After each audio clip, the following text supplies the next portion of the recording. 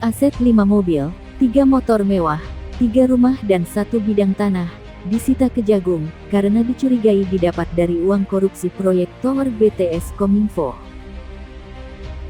Ya, kalau disita kemarin sudah kami sampaikan ada 10 miliar sekian, ada rumah, ada sepeda motor dan sebagainya. Dan di dalamnya ada sebagian uang dari saudara GAP sebesar 500 sekian. Di Undang-Undang Tindak Pidana Korupsi sendiri ya, dan di KUHP itu juga sudah diatur bagaimana perampasan aset-aset yang dihasilkan dari satu tindak pidana. Jadi kalau ada kejadian satu perkara tindak pidana dan ada aset-aset ya yang ada karena dari hasil tindak pidana tersebut, maka itu sangat memungkinkan untuk dirampas ya, tanpa harus menunggu RUU perampasan aset. Aset ya, ini berarti adalah seluruh aset yang dimiliki oleh si terpidana. Ya, terutama sekali adalah aset-aset yang didapatkan dari hasil tadi, kejahatan tadi, itu bisa banget dirampas ya. Nah, dari situ akan dilihat juga berapa besar kerugian negara. Kalau tadi misalnya dalam kasus ini ya, kerugian negara ini mencapai 8 triliun. Nah, sekarang pertanyaannya adalah apakah aset si terpidana itu akan mencukupi untuk mengganti kerugian negara tersebut? Nah, kalau tidak mencukupi, maka ini akan melingkupi seluruh aset milik si terpidana itu. Jadi memang prinsipnya di mana-mana sama, orang tidak boleh menerima hasil kejahatan. Kalau ada hasil kejahatan, dapat disita oleh negara, dalam hal ini penegak hukum. Yang penting ada bukti yang kuat ya, bahwa ada perbuatan pidana, ada hasilnya. Nah, sebenarnya kalau di Indonesia ada hukum acara pidana di pasal 39 misalnya, itu mengatur mengenai barang-barang yang bisa disita oleh penegak hukum karena merupakan hasil tindak pidana. Nah, penyitaan sendiri diatur di pasal sebelumnya, di pasal 38, kalau itu barang tetap harus izin pengadilan ya, misalnya tanah, rumah. Kalau barang bergerak boleh izin belakangan ya. Tapi semua hasil kejahatan itu yang rinciannya ada di pasal 39 KUHP itu bisa disita oleh penyidik kejaksaan, bisa sekali. Kejaksaan Agung melakukan penyitaan dalam kasus korupsi BTS Kementerian Komunikasi dan Informatika. Aset tersebut disita dari 4 orang yang telah ditetapkan menjadi tersangka di kasus ini. 4 tersangka tersebut adalah mantan Menteri Kominfo Johnny G. Plate, mantan Direktur Utama Badan Aksesibilitas Telekomunikasi dan Informasi atau Bakti, Anang Ahmad Latif, Dirut PT Mora Telematika Indonesia, Galumbang Menak Simanjuntak, dan Direktur PT Solitek Media Sinergi, Irwan Kurniawan. Dalam penyitaan tersebut, Kejaksaan Agung total melakukan penyitaan terhadap 12 aset milik para tersangka. Aset tersebut berupa mobil, hingga rumah mewah yang ada di kawasan perumahan elit. Konsep dari perampasan aset, ya, itu nomor 1 adalah untuk mewujudkan yang namanya keadilan dulu. Ya, keadilan bahwa apa yang sudah dirampas, maka dia harus mengembalikan.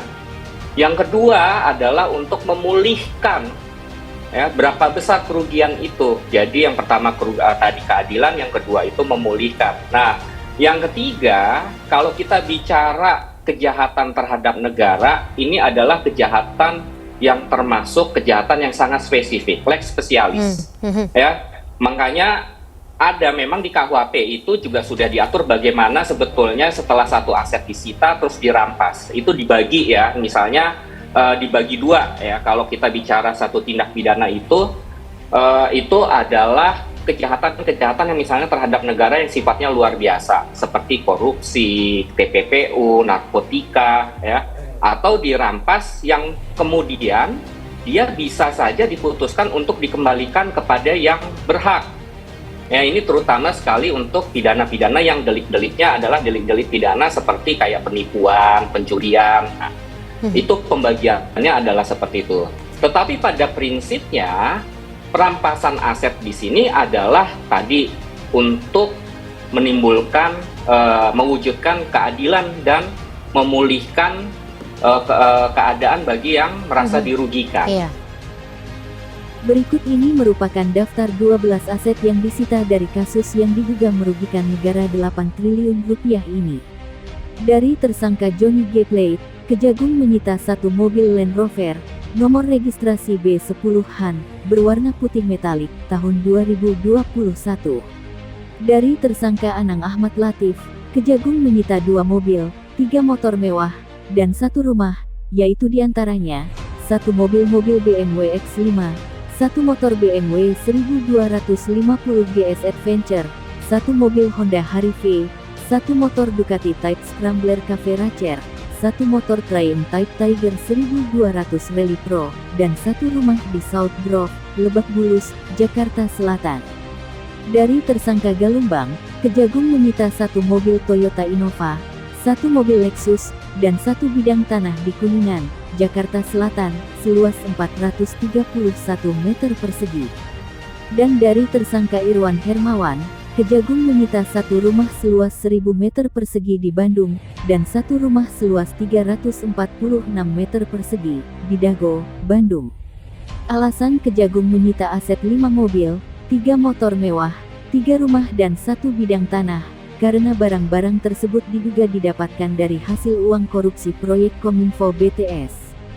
Ketika ditanya tentang beredarnya informasi yang menyebut pihak atau politisi yang terlibat dalam kasus dugaan korupsi pembangunan menara BTS 4G dan infrastruktur pendukung bakti Kemenkominfo, Ketut memastikan bahwa semua informasi yang ada menjadi masukan bagi penyidik. Ia pun memastikan penyidik memiliki data terkait dengan informasi tersebut. Ketua Komisi Kejaksaan Barita Simanjuntak berpandangan, kasus tersebut tidak terkait dengan politik. Sebab, penyelidikan dan penyidikan dimulai jauh sebelum terjadi deklarasi pencalonan presiden. Dengan adanya isu politik yang kini dikaitkan dengan proses hukum kasus tersebut, menurut Barita, Kejagung justru tidak boleh berhenti.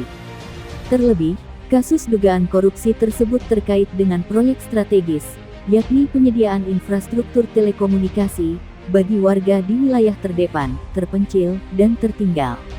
Untuk menuntaskan kasus korupsi yang telah merugikan negara hingga 8,3 triliun tersebut, kata Barita, penyidik Kejagung harus mengejar orang-orang yang terlibat, mengejar aliran dana hasil korupsi, dan mengembalikan kerugian keuangan negara.